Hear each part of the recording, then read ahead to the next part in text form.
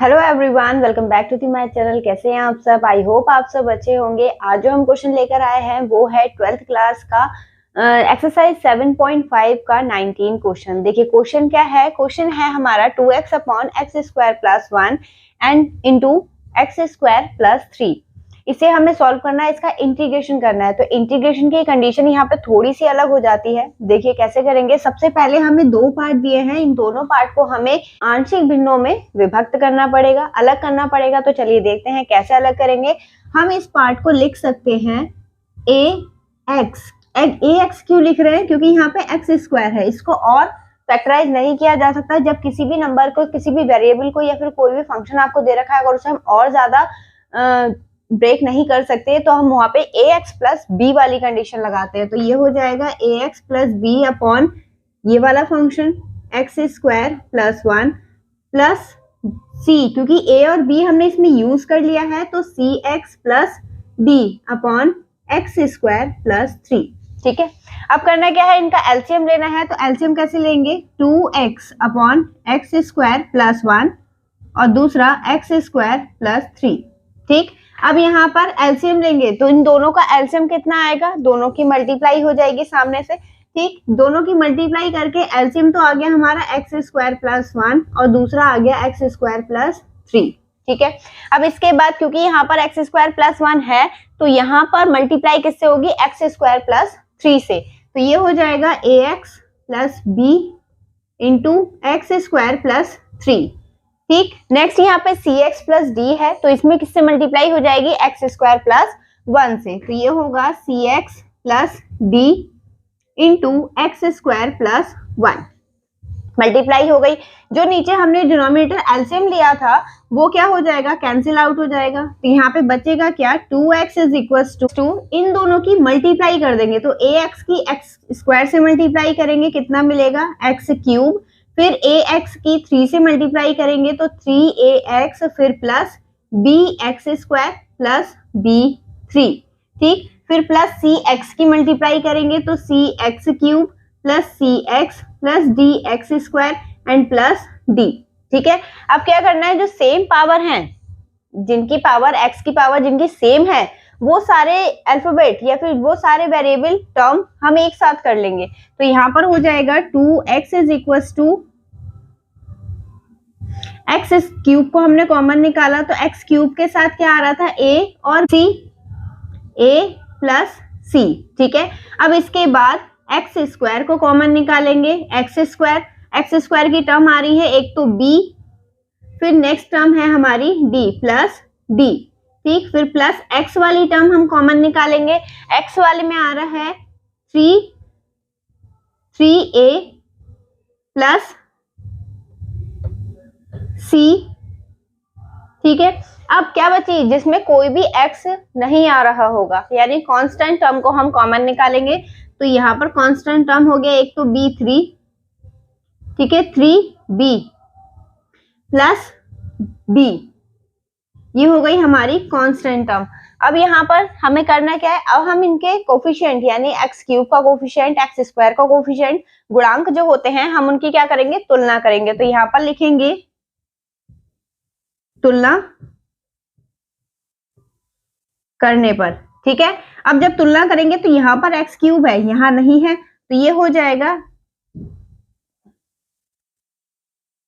a plus c is equal to 0। ठीक है, फिर नेक्स्ट होगा b plus d is equal to, x square का भी कोई नहीं है तो ये भी 0। नेक्स्ट है 3a plus c is equal to, क्योंकि x का गुणांक यहाँ पर दे रखा है 2, तो a plus c is equal to कितना आ गया? 2। यहाँ पर एक लास्ट बचा है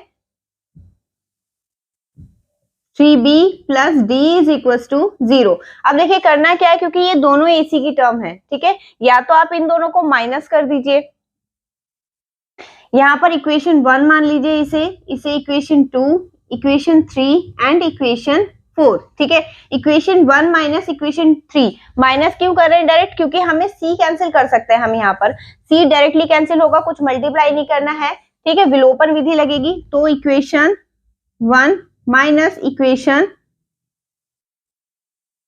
3, a plus c is equal to 0, इसको माइनस करेंगे 3a plus c is equal to 2, minus हो गया, ये कैंसिल हो जाएगा, माइनस होगा तो 2a, ठीक है, यहाँ पर इज इक्वल टू -2, माइनस से -2 से 2 कैंसिल, a की वैल्यू कितनी आ गई 1, ठीक है।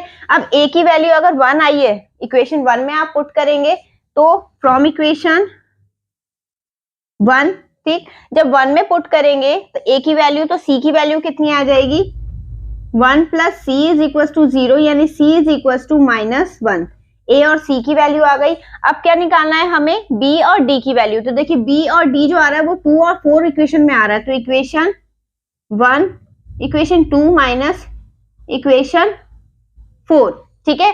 अब माइनस करेंगे तो b plus d is equal to 0 and 3b plus d is equal to 0, minus करेंगे ये कैंसिल हो जाएगा, यहां पर बचेगा आपका 4 2b, माइनस का 2b इज इक्वल टू 0, यानी b की वैल्यू कितनी आ गई 0, b की वैल्यू 0 आई है, d की वैल्यू भी क्या हो जाएगी 0, फ्रॉम इक्वेशन 2, तो d की वैल्यू भी कितनी आ गई 0। अब यहाँ पे जो हमने वेरिएबल लिए थे a b c, ठीक है, ये जो लेके चले थे हम, इसे इक्वेशन 1 मान लेंगे या फिर a मान लीजिए। इक्वेशन a में a b c d चारों की वैल्यू रखेंगे और उसके बाद इंटीग्रेशन करेंगे, तो आप यहां तक नोट कर सकते हैं। देखिएगा यहाँ पर हमारी a की वैल्यू कितनी आई थी, a की वैल्यू आई थी 1, b की वैल्यू आई थी 0, c की वैल्यू -1 एंड d की वैल्यू कितनी आ गई 0, ये हमने वैल्यूज फाइंड कर ली थी। अब देखेंगे इसमें वैल्यू रखने के बाद इंटीग्रेशन क्या आएगा, तो यहाँ पर लिखेंगे 2x upon x square plus 1, यहाँ एक्स स्क्वायर प्लस 3, ठीक है।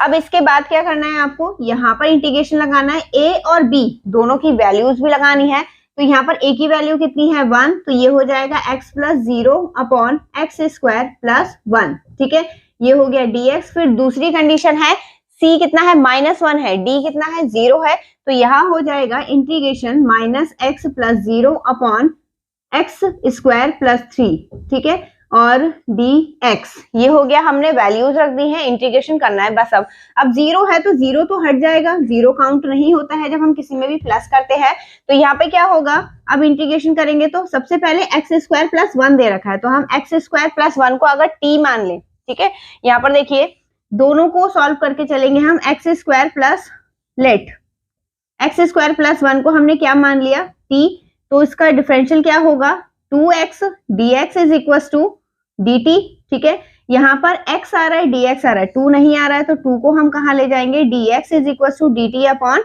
2, ऐसे ही इसे करेंगे, इसको क्या मान लेते हैं x square plus 3 is equal to क्या हो जाएगा, मान लिया हमने p, ठीक है, तो यहाँ पे 2x dx is equal to dp और x dx is equal to dp upon 2, दोनों में 2 कहाँ आ रहा है, डिवाइड में आ रहा है। अब इसके बाद ये जो माइनस साइन है ये बाहर आ जाएगा, तो प्लस माइनस क्या हो जाएगा माइनस, तो हम इसे लिख सकते हैं इंटीग्रल dx जो 2 है वो बाहर आ जाएगा 1/2 t minus integral 1/2 dp upon p। अब बस इंटीग्रल करना है, तो 1/t या फिर 1/x की वैल्यू क्या होती है, लॉग मॉड में t या फिर x, तो इसे हम लिख सकते हैं 1/2 log t फिर माइनस 1/2 log p, ये हो जाएगा। अब करना क्या है, t और p दोनों की वैल्यू लगानी है। सबसे पहले देखिए पावर है, ठीक है, तो या तो दोनों को बाहर निकाल लीजिए या इनकी पावर ऊपर लगा दीजिए, तो हम क्या करते हैं पहले इसे बाहर निकाल लेते हैं, ये हो जाएगा log t की वैल्यू क्या थी x square plus 1 minus log x square plus 3, क्योंकि दोनों माइनस में आ रहे हैं तो हम इसे डिवाइड में लिख सकते हैं, log a minus log b क्या होता है आपका लॉग a अपॉन b, तो यहाँ पर वही लिखेंगे log 1/2 log x square minus वो x square plus 1 x square plus 1 और नीचे एक्स स्क्वायर प्लस 3 मॉड लगा लीजिएगा, ठीक, ये और प्लस c, क्योंकि जब हम इंटीग्रल करते हैं तो क्या जुड़ जाता है, कांस्टेंट टर्म जुड़ जाता है, तो ये आ गया प्लस सी, ये क्या है हमारा आंसर। आई होप आपको समझ में आया होगा। अगर वीडियो अच्छी लगी हो तो वीडियो को लाइक, चैनल को सब्सक्राइब करना ना भूलें। अगर आपकी कोई भी क्वेरी है, कोई क्वेश्चन है तो आप मुझसे कमेंट सेक्शन में पूछ सकते हैं। चलिए मिलते हैं इससे नेक्स्ट वीडियो में नए क्वेश्चन के साथ। तब तक के लिए धन्यवाद।